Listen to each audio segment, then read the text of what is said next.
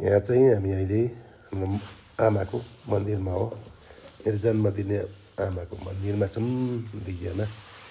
धेरै पछि आएको यसो अनि हेर्न गएको नि आमालाई भेट्न गएको। आमा नै मेरो आमा है त ल।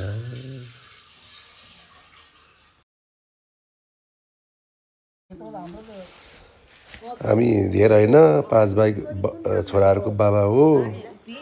अनि अब हामी बढेपछि नि बाबाले चाहिँ बाबा बढेर हामीले पालो पाछौँ। अनि अहिलेसम्म हेर्नु त बाबाले यस्तै काम गर्नुहुन्छ, अझै चोया काट्नुहुन्छ। यस्तै छ है। बुहारीहरू 5 जना, नाति नातिना त कति छन्। अब गन्डै गाह्रो छ नि। यस्तै हो, त्यही भएर पालो पाएको होला। यस्तै छ है त।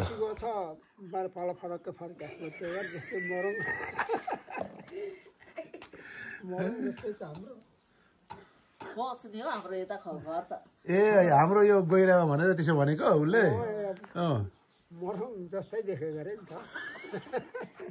सत्तरी मरौँ जस्तै। ए अब खामला त अब कस्तो छ त राम्रो छ। चित्राको लागि चित्रा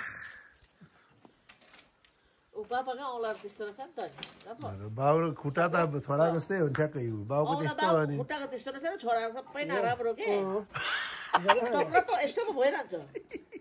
हिरालालको देख्छु त्यस्तै टक्रकै, उसको देख्छु त्यस्तै, माइलेको माइला दाजुको त्यस्तै, ठुल्दाईको चाहिँ याद गरेको छैन, माइला दाइको त्यस्तै यस्तो टक्रक। के नराम्रो खुट्टा त फेरि आउँला त। बहिनीहरूको त्यस्तै नराम्रो छ।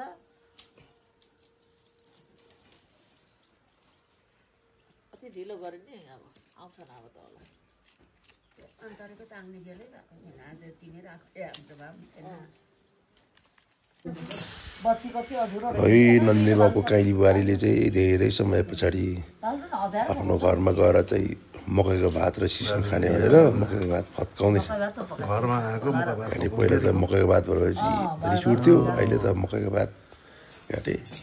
बत्ती दुईटा बाल्नु है पापा ससुरोले हेरिरहेको छ। कति बेला बुहारीले चाहिँ मकैको भात चाहिँ पकाएर दिन्छन् भनेर यही बुहारी चाहिँ धमाधम छ। गमक्क पारेर मकैको भात पकाउँदैछन्। यसो आफ्नो कुरा गरौँ र बोल्नु नै थियो।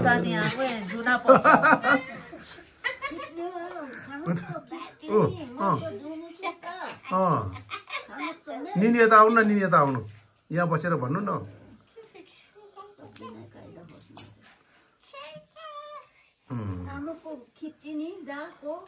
जानु पो त ए है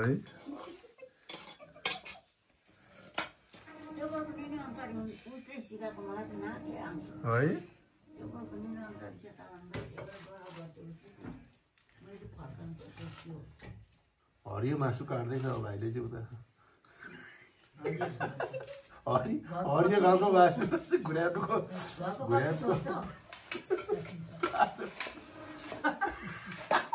आज त्यही त कैला छोरा बुहारी आउने भनेर यत्रो भाले हरियो भाले यो त देख्दै थाहा छैन होला हरियो भाले भन्ने त हाम्रो पुरानो फल हुँदो रहेछ। हरियो भाले आज चाहिँ